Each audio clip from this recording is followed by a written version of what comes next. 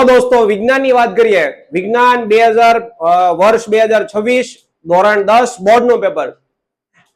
એ બોર્ડના પેપરની અંદર અમે જે મહેનત કરાવી છે અને અમે જે નોબલ નું સોલ્યુશન કરાવ્યું છે એ નોબલ માંથી બોર્ડ ની અંદર કેટલું પૂછવાનું છે ને એ આજે તમને મારે પ્રૂફ આપવાનું છે। આપણે ચેક કરીએ। આ બોર્ડ નું પેપર 2026 વિજ્ઞાન નું પેપર છે। વિજ્ઞાનમાં 54મો સવાલ છે। તફાવત આપો જૈવ વિઘટનીય પદાર્થો નિવાસન તંત્ર એટલે શું? નોબલ જોઈ લેવાની। આ નોબલ ની અંદર જોઈ લેવાનું અને એમાં 11મો સવાલ જોઈ લો। દેખાય અહીંયા 11મો સવાલ કમ્પ્લીટ। આ 11મો સવાલ નિવાસન તંત્ર એટલે શું? Section D. એમાં ચેપ્ટર નંબર 13 અને 11મો સવાલ આ અમારું નોબલ છે। આ નોબલ ની અંદર જેટલા સવાલો અમે છોકરા પાસે મોઢે કરાવીએ છીએ ઈ એમાંથી કેટલું બોર્ડમાં પૂછે એની વિશે વાત કરવાની છે। આ 54મો સવાલ 54મો સવાલ થયો। 53મો સવાલ એ આપણા માટે 53 બી નથી પણ 53 એ સેક્શન ડી 12મો સવાલ 12મું ચેપ્ટર એમાં પહેલો સવાલ। હવે આ જોઈ લો તમે 53 ની અંદર સેક્શન ડી ચેપ્ટર નંબર 12 પહેલો સવાલ એ તમને દેખાડ દો જોઈ લો। સેક્શન ડી ની અંદર આવી જઈએ।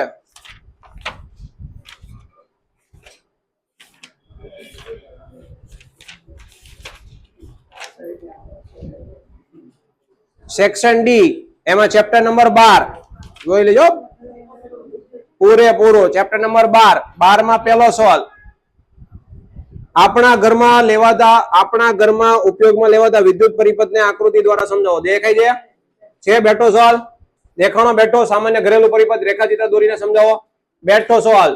પછી 52A માનવ આંખની નામ નિર્દેશન વાળી આકૃતિ દોરી કીકી અને નેત્રમણીનું કાર્ય। સેક્શન ડી ચેપ્ટર નંબર 10 આ સેક્શન ડી ચેપ્ટર નંબર 10 અહીંયા આપ્યો છે। એમાં 9મો સવાલ આ 9મો સવાલ નામ નિર્દેશન યુક્ત દોરી માનવ આંખ વિશે સમજાવો બેઠે બેઠું કમ્પ્લીટ। પછી નેક્સ્ટ જોવામાં આવે 51મો સવાલ। 51મો સવાલ શું છે તો કે વિભિન્ન પ્રાણીઓમાં ગ્લુકોઝ ઓક્સિડેશન વડે ઉર્જા પ્રાપ્ત કરવાની વિવિધ રીતો સમજાવો સેક્શન ડી। આ સેક્શન ડી ની અંદર જુઓ સેક્શન ડી ની અંદર કયું chapter number 5 section D chapter number 5 ની અંદર ત્રીજો સવાલ વિભિન્ન ઓક્સિડેશન ને સમજાવો બેઠો સવાલ। ચાલો નેક્સ્ટ પછી આગળ વધીએ 50મો આ દ્રષ્ટિહીન વાળા માટે છે। હવે આવ્યો સવાલ 50A આકૃતિમાં નામ નિર્દેશન કરવાનું છે સેક્શન બી માં chapter number 5 section B chapter number 5 આ ડી સેક્શન છે। સેક્શન બી ની અંદર આવી જઈએ। સેક્શન બી ની અંદર ચેપ્ટર 5 ચેપ્ટર 5 એમાં 12મો સવાલ જઠરમાં થતી પાચનની ક્રિયા સમજાવો। આ નીચે લખ્યું છે તો કે એની આકૃતિ દોરી સમજાવો। ચાલો નેક્સ્ટ પછી 49મો એટલે આ બધા જે તમને દેખાડવામાં આવે છે એ બધા શું છે તો કે બેઠા સવાલ આપવામાં આવ્યા છે। શું આપવામાં આવ્યા છે? બેઠા। આમાં કરી દે 49 તફાવત આપો સંયુક્ત હાઇડ્રોકાર્બન અને અસંતૃપ્ત હાઇડ્રોકાર્બન વિશે તફાવત આપો સેક્શન બી નોબલ નું સેક્શન બી ચેપ્ટર નંબર 4 એમાં પહેલો સવાલ જોઈ લીધો બધા પ્રૂફ સાથે। આ પદાર્થ એક્સ વાળો 48માં સેક્શન સી ચેપ્ટર નંબર 2 છઠ્ઠો સવાલ જેની પાસે છે અત્યારે ચેક કરતા એટલે ખબર પડતી જાય। 47મો સવાલ તાજા દૂધની પીએચ 6 છે 6 વાળો સવાલ છે સેક્શન બી ચેપ્ટર નંબર 2 બધું બેઠા સવાલ છે। અવરોધોનું શ્રેણી જોડાણ છે અવરોધોનું શ્રેણી જોડાણ સમજાવી તેનું સમતુલ્ય અવરોધનું સૂત્ર તારો સેક્શન સી ચેપ્ટર નંબર 11 એમાં બીજો સવાલ। ચાલો લાવો ચેક કરાવી દઈએ તમને સેક્શન ચેપ્ટર નંબર 11 એમાં બીજો સવાલ દેખાય જુઓ તો અવરોધોનું શ્રેણી જોડાણ સમજાવી તેના જોડાણના સમતુલ્ય અવરોધનું સૂત્ર તારો દેખાય છે બેઠો સવાલ। નેક્સ્ટ આ બધા બેઠા છો તમારે ચેક કરવું હોય તો આ નોબલ ની અંદર ચેક કરી લેવાનું બધાને છૂટ છે। આના લખનાર છે કૃણાલ પી ગોંડલિયા એને લખેલી છે ચોપડી અને મેં તો સમજાવી છે એટલે અમારા સરથાણા અને કામરેજ બે બ્રાન્ચ પર એટલે કોઈને પ્રૂફ જોતો હોય તો તમને પ્રૂફ સાથે આપીએ છીએ। નેક્સ્ટ કયો 45મો પગ્યા 45મો દાખલો હવે 44મો નહીં 45મો દાખલો બાકી છે।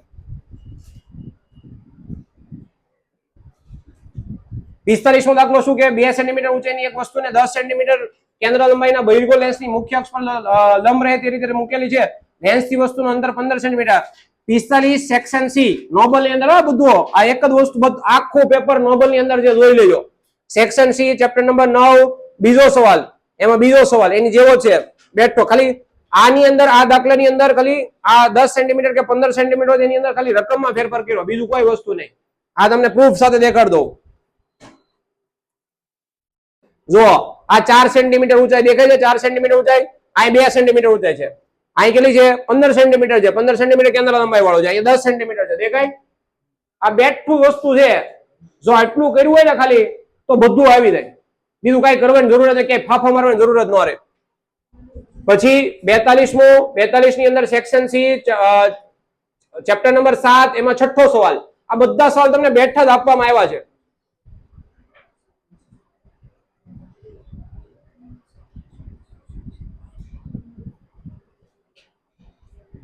પછી 41મો સવાલ નોબલ સેક્શન સી ચેપ્ટર નંબર 6 એમાં 9મો સવાલ. આ જેટલું તમને દેખાય છે ક્ષારણ આખું સેક્શન સી એમાં છઠ્ઠો સવાલ, પ્રશ્નપત્ર સેક્શન સી એમાં 5મો સવાલ, બધું બેઠું. આ એક સવાલ નવનીત માંથી પૂછે છે, નીચે દર્શાવેલ. એટલે અહીંયા અમે બે વસ્તુ કરાવીએ, નવનીત પણ કરાવીએ છીએ, ચોપડીની અથવામાં નવનીત કરાવીએ. નવનીત માંથી આ સવાલ, નવનીત માંથી 2 સવાલ, એટલે આમ ગણું તો ચોપડી માંથી 2 સવાલ, પેપર સેટ માંથી બધું. પછી તો કે તરુણાવસ્થા સમયે છોકરામાં કયા પરિવર્તનો જોવા મળે છે? તો કે ભાઈ નોબલ નો અંદર જોવામાં આવે તો 10મો સવાલ સેક્શન બી ની અંદર, સેક્શન સી ની અંદર ચેપ્ટર 13 નો 8મો સવાલ છે, 36મો સવાલ ઓઝોન એટલે શું. આ બધા સવાલ ફરે ને એ બેઠા જ મૂકેલા છે, અમે મૂકેલા છે બેઠા બેઠા પેપરમાં પૂછાણા છે. એટલે કઈ આકાશ સરે પેપર કાઢ્યું નથી, કઈ નોબલના શિક્ષકોએ પેપર કાઢ્યું નથી, પણ જરૂરિયાત જે છે, મતલબ પેપર કાઢવા માટેની જરૂરિયાત છે એ અહીંથી લીધી હોય એવું લાગ્યું છે કે બેઠું અહીંથી પૂછવું પડ્યું એમ. ચાલો 37મો સવાલ બી સેક્શન ની અંદર 10મો. આ બધું તમારે જેટલું પ્રૂફ જોતું હોય એટલું બધું આખું પ્રૂફ તમને આપ્યું છે. કોઈને પીડીએફ જોતી તો આ પીડીએફ એ મળી જાય, પણ પેપર સેટ ની પીડીએફ ન મળે, એ તમારે રૂબરૂ લેવા આવવું પડે, એમને ન મળે પેપર સેટ.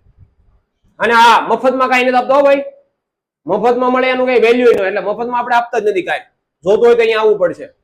આ બધું તમે section A B C D આખું જોવામાં આવે બેઠે બેઠું આ પ્રૂફ સાથેનું, તો કેટલા માર્ક્સ હશે? હાલો વિચારો તો કેટલા માર્ક્સ હશે? કેટલા માર્ક્સ હશે? આ 75 માર્ક્સ નું બેઠે બેઠું છે. બેઠા સવાલની વાત કરવામાં આવે, જોઈ લો. આ જેટલી વાર લાગે છે ને એમ પૂછાતા એટલી વાર લાગી છે. એમને થોડું કે પેપર પૂછાણું છે, એમને થોડું હેઠું ઉતરે. હા, એમને થોડું હેઠું આવવાનું છે. હા, આની અંદર પેપર આખું આપણે સોલ્વ કર્યું તો સોલ્વ કરતા આપણને ખબર પડી, મતલબ જવાબ આપણે કોઈની પાસે સોલ્વ નથી કરાવ્યા. અત્યારે કેટલું પૂછાણું એની વિશે વાત કરી તો પેલા આપણને એમ હતું 70 નું ચેક કર્યું, ભાઈ બધું વધારે ચેક કર્યું તો બીજા 5 એડ થયા. ટોટલ 75 માર્ક્સ નું બેઠે બેઠું છે, બેઠા સવાલ સહિત. અને 5 સવાલ જે છે અમુક નાના નાના સવાલ એ થિયરીમાં આવી જાય છે. એટલે આમ ગણું તો 80 માંથી 80 બેઠું છે. એટલે કોઈને પ્રૂફ સાથે જોતું હોય ને તો કહેજો, આ બેઠે બેઠું આપેલું છે. પણ આના માટે આખું વર્ષ મહેનત કરવી પડે. મારે બાળકો તમને એ જ સમજાવવા છે કે આખું વર્ષ મહેનત કરશો અને તમારી ઘરની માં છે, એટલે કે ઘરના મમ્મી છે, એટલે કે તમે જે સ્કૂલમાં જાઓ છો, તમે જે ટ્યુશનમાં જાઓ છો, એ સરે તમારી ઉપર આમ કે ને કે ખૂબ સમય ફાળવ્યો હોય અને એ સમય ફાળવીને આવા સરસ સરસ મજાના મટીરિયલ બનાવીને તમને ભણાવ્યું હોય તો તમે ઈ છોડીને ઈ બીજે ચોટી જશો. Most IMP, most IMP, most IMP. એટલે ભાઈ તમારા સર જ મોસ્ટ આઈએમપી છે, ખાલી એને અનુસરો ને તો બધું આવી જાય એવું છે. પણ અત્યારના જમાનામાં મારે આ વિડીયો એટલા માટે બનાવવો પડ્યો કે લોકો ગેરમાર્ગે દોરાય નહીં એટલે તમને ખબર પડે, એટલા માટે મારા બનાવવો પડ્યો છે. Thank you very much. કોઈને કઈ તકલીફ પડી હોય તો માફ કરજો.